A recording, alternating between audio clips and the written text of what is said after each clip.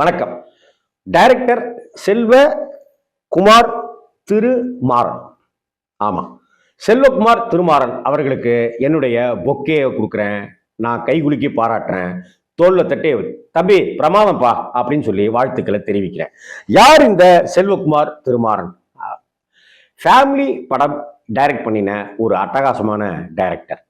Family படம் அப்படின்ற ஒரு திரைப்படம் தேட்டரில் வந்துச்சு. இப்போ ஆகா ஓடிடி தளத்தில், டென்ட்டு கொட்டாய்கிற ஓடிடி தளத்தில் அந்த படம் வந்திருக்கு. ஒரு ஃபேமிலியாக உட்காந்து பார்க்குற படம் தான் இந்த ஃபேமிலி படம். எப்படி முகவரி படத்துல அஜித் குமார் ஒரு இசையமைப்பாளர் ஆகணும்னு ஆசைப்படுறாரு, அந்த ஒட்டுமொத்த குடும்பமுமே அவர் இசையமைப்பாளர் ஆகிறதுக்கு அவருடைய கனவுக்கு உறுதுணையா பக்கபலமா இருக்காங்களோ, அது மாதிரி தான் இந்த படத்தினுடைய ஒரு குடும்பத்தில் இருக்கிற கதையோட நாயகன் சினிமாவில் டைரக்டர் ஆகணும் அப்படின்னு ஆசைப்பட்டு கதைகள் எழுதுறான். அவன் அப்படி கம்பெனியா ஏறி அலைகிறான். அவன் சந்திச்ச பிரச்சனைகள் என்ன, ஒரு கட்டத்தில் ஏற்படுகிற அந்த சினிமாவுடைய சூழ்ச்சிகள் என்ன, அந்த சூழ்ச்சியை கடந்து இவன் படம் பண்றதுக்கு போறானா, அதுக்கு அந்த குடும்பம் எப்போதும் போல எப்படி எல்லாம் உதவுது, இதை பற்றிய கதை தான் இந்த ஃபேமிலி படம். கதை எழுதி அதை வச்சுக்கிட்டு ஒவ்வொரு கம்பெனியா போக அங்க ஒவ்வொரு விதமான முறையில அவாய்ட் பண்ண, அதுல எல்லாமே வருத்தத்தோட இருக்கிறவனுக்கு பெரிய ஆறுதலே அந்த குடும்பம் தான். அம்மா இருக்காங்க, அப்பா இருக்காங்க, அண்ணனுங்க 2 பேர் இருக்கானுங்க, தங்கச்சி இருக்கா இருக்கிற அந்த குடும்பத்திலேருந்து ஒரு சினிமா தாகத்தோட வந்திருக்கிறவன் தான் அவன். போதா குறைக்கு தாத்தாவா பட்டிமன்ற பேச்சாளர், சொற்பொழிவாளர் அவரும் மோகன சுந்தரமும் இருக்கு. இப்படி இருக்கிற இந்த படத்துல ஒரு கட்டத்தில் ஒரு தயாரிப்பாளர் கதையை வாங்குறாரு. அந்த கதையை வாங்கிட்டு என் தம்பியவே ஹீரோவாக போடலாம் அப்படிங்கிறாரு. அந்த தம்பி இன்னைக்கு பெரிய ஆக்ஷன் ஹீரோவாக இருக்கிறாரு. அவர் படத்தில் கதையை கேட்கும் போதே இந்த இடத்துல இப்படியானது, இந்த இடத்துல இப்படியானதுன்னு படத்தில் ஒரு 10-15 இடத்துல கை வைக்கிறாரு. ஒரு ஒரு அட்டகாசமான ஒரு கதையை ஒரு மசாலா கதையா, ஒரு ஆக்ஷன் கதையா, ஒரு ஃபைட்டிங் சீன் கொண்ட கதையா அப்படியெல்லாம் மாத்துறாரு. எனக்கு அது வேணும் இது வேணும் அப்படின்ட்டுலாம் கேட்குறாரு. மனசு நொந்து போய் இருக்கிறவர் இந்த கதை நல்லா இருக்குன்றாரு, ஆனாக்கா நீ டைரக்ட் பண்ணுறதுக்கு செட் ஆக முடியாது அப்படின்றாரு.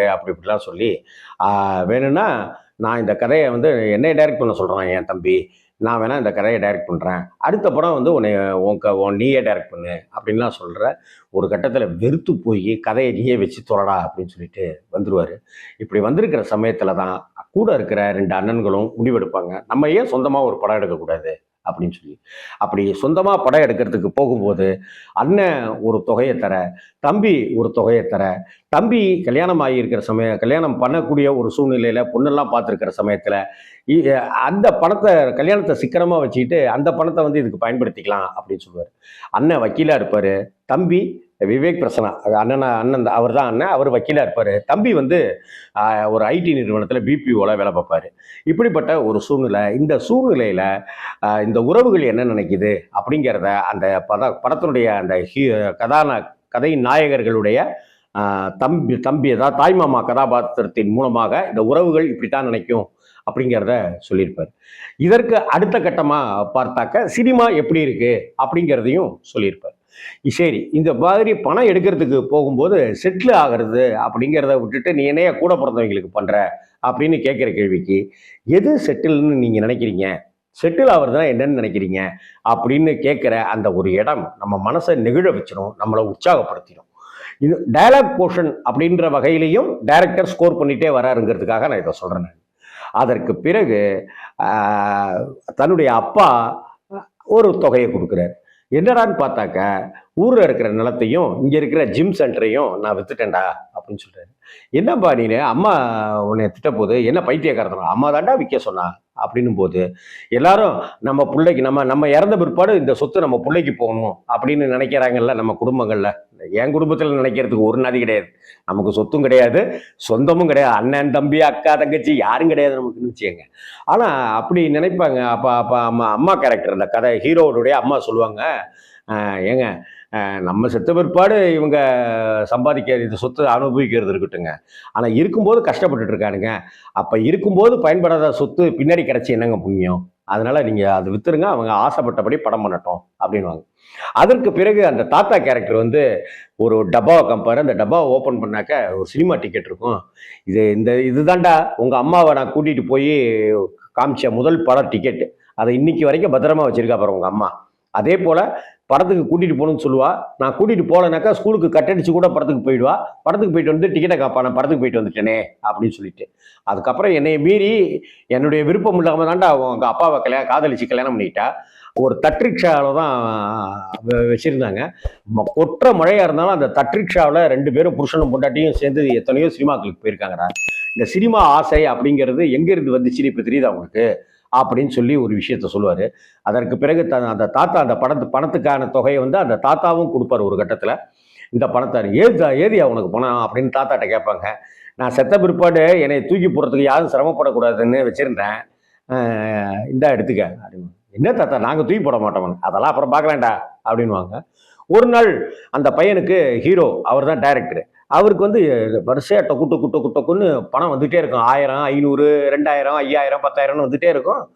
ஃப்ரெண்டு கிட்ட கேட்பாரு, என்னடா மாப்பிள்ள பணம் வந்துட்டே இருக்கு, யார் அனுப்புறாங்க என்னன்னு தெரியலடாங்க. வருண்டா வந்துட்டே இருக்கும் அப்படின்னு ஃப்ரெண்டு சொல்லுவாப்புல. என்னடா மாப்பிள்ள ஒண்ணுமே புரியலடா அப்படின்னு கேட்பாரு. இல்லடா நான் படம் பண்ணிட்டு இருக்கோம், கொஞ்சம் பணம் தேவையா இருக்கு, ஷார்ட்டேஜா இருக்கு அப்படின்னு நம்ம குரூப்லலாம் தட்டி விட்டேன். அதான் நம்ம ஃப்ரெண்ட்ஸ் எல்லாம் போட்டுட்டு இருக்காங்க. டேய் நம்ம ஸ்கூல்ல படிக்கும்போது லாஸ்ட் பெஞ்சில் நான் பாட்டுக்கு கதை பண்ணுவேன், அது பண்ணுவேன் இது பண்ணுவேன்னு உளறிட்டு இருந்தேன். அவங்களுடைய கல்யாண ஃபங்க்ஷனு, காது குத்து ஃபங்க்ஷனு அப்படி இப்படின்னு கூப்பிட்டா கூட நான் போகாமல் இருந்தேன். ஆனால் நம்ம பேரில் எவ்வளோ நம்பிக்கையோடு இன்னைக்கு அவங்க எல்லாம் பணம் அனுப்புகிறாங்க பாடுறா, இவங்களுக்கெல்லாம் நான் என்னடா செய்ய போகிறேன் அப்படின்னு நிகழ்த்து சொல்லுவார். ஒரு பக்கம் சுற்றி இருக்கிற நண்பர்கள், ஒரு பக்கம் குடும்பத்தில் இருக்கிற ஒவ்வொரு உறுப்பினர்கள், இவங்களுடைய பங்கு அப்படின்னு, ஒரு பக்கம் காதலி, அந்த காதலி கொடுக்குற ஒரு ஹெல்ப்பு அப்படின்னு இந்த படம்லாம் போக கிளைமாக்ஸில் ஒரு விஷயம் நடக்கும். அந்த விஷயம் வந்து பெரிய முட்டுக்கட்டையாக இருக்கும். போதா குறைக்கு விவேக் பிரசன்னா அந்த படத்துடைய கதையை எடுத்துட்டு இருக்காங்க இல்லையா, அந்த படத்துக்கு தயாரிப்பாளர் அண்ணன், அவர் தான் மூத்த அண்ணன் இல்லையா, அவர் வந்து என்னடானாக்கா தீபாவளிக்கு படத்தை ரிலீஸ் பண்ணலாம் அப்படின்னு முடிவு வந்துருவாரு. யோ தீபாவளிக்கு தலை படம் அஜித் படம் வருது, நீ என்னன்னாக்கா தீபாவளிக்கு ரிலீஸ் பண்ணலாங்கிறியா? நாங்கள் இல்லைங்க, இந்த என்னதான் வந்திருந்தாலும் பெரிய படம் வந்திருக்கிற சமயத்தில் ஒரு சின்ன படம் வந்துச்சுனாக்கா அந்த படத்துக்கு டிக்கெட் கிடைக்காதீங்க, ஆட்டோமேட்டிக்காக பார்ப்பாங்க அப்படின்னு ஒரு சினிமாவில் ஒரு லாஜிக் உண்டு. அந்த லாஜிக்கே ஒரு வயசான ஒருத்தர் சொல்லுவார். கடைசியில் என்னடானாக்கா வேற ஒரு சிக்கலில் மாட்டிட்டு ஸ்டேஷனுக்கு போக அந்த இடத்துல இருக்கும்போது ஒரு வழியாக அங்கேருந்து அவங்க ரிலீஃப் ஆகி வெளியில் வருவாங்க. வெளியில் வந்த உடனே தேட்டர்லேருந்து வெளியில் வர நண்பன் ஃபோன் பண்ணி, மாப்பிள்ள செம ஹிட்டடா, சீனுக்கு சீன் கைத்தட்டல்றா, கொண்டுட்டாங்கடா, பின்னிட்டாங்கடா அப்படி இப்படின்னு சொல்கிறா. அப்படியாடா மாப்பிள்ள சூப்பர்ரா அப்படின்னு சொல்ல. ஆமாம் பின்ன அஜித் படம் தான் சும்மாவா அப்படின்னு சொல்ல, அதுக்கு பின்னாடி என்ன நடக்குதுன்னு இன்னொரு சீன் வச்சிருப்பாங்க. இப்படி ஒரு ஃபேமிலி படம், ஒரு ஃபேமிலியோட பார்க்குற படமா, ஒரு சினிமா கனவுகளோட இருக்கிற இளைஞனுக்கு எப்படியெல்லாம் ஒரு குடும்பம் சப்போர்ட்டா இருக்கணும், சப்போர்ட்டா இருக்குது அப்படிங்கிறத காட்டுற படமா என்னை ரொம்பவே ஃபீல் பண்ண வச்சுது. நல்ல படமா, நான் குட் ஃபிலிம் அப்படின்னு நான் ஃபீல் பண்ணேன். இந்த ஃபேமிலி படம் ஆஹா ஓடிடியில் இருக்கு, மிஸ் பண்ணாம பாருங்க. ரொம்ப அட்டகாசமான ஒரு படத்தை நீங்க மிஸ் பண்ணிடாதீங்க. வணக்கம்.